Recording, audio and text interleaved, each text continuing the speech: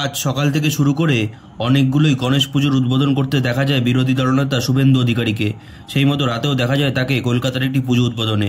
সেখানে দেখা যায় প্রাক্তন কেন্দ্রীয় মন্ত্রী ত্রিপুরার নেত্রী প্রতিভা ভৌমিককেও। এছাড়া সেখানে একাধিক বিজেপি নেতা নেত্রীর পাশাপাশি দেখা যায় তৃণমূলের প্রাক্তন সাংসদ নুসরাত জাহানের প্রাক্তন নিখিল জৈনকেও। শুভেন্দুকে দেখা যায় নিখিল জৈনকে সম্বোধন করতেও।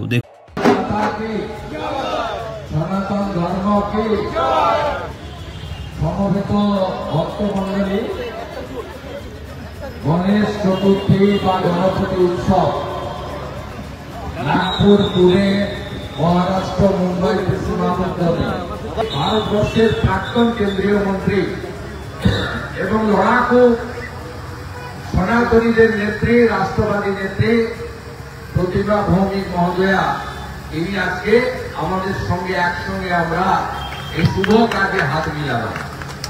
আমি ধন্যবাদ জানাবো বর্ষিয়ান প্রতাপদা থেকে শুরু করে সাংস্কৃতিক জগতে আপসীন যোদ্ধা, অনেকেরই মেরুদণ্ড আলমারিতে রেখে বেরোন, তার শরীরে মেরুদণ্ড এখনো আছে, শক্তভাবে লড়াই করছেন, মাথা নত করেননি, রুদ্রনীল ঘোষ, তাকেও ধন্যবাদ জানাবো।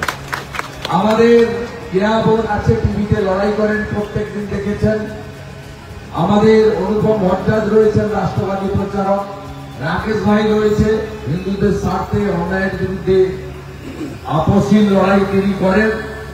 এবং আমাদের বিদ্যাসাগর মন্ত্রী মহোদয় রয়েছেন, যিনি জরুরি অবস্থার সময় গণতন্ত্র বাঁচানোর জন্য জেল পর্যন্ত খেটেছেন।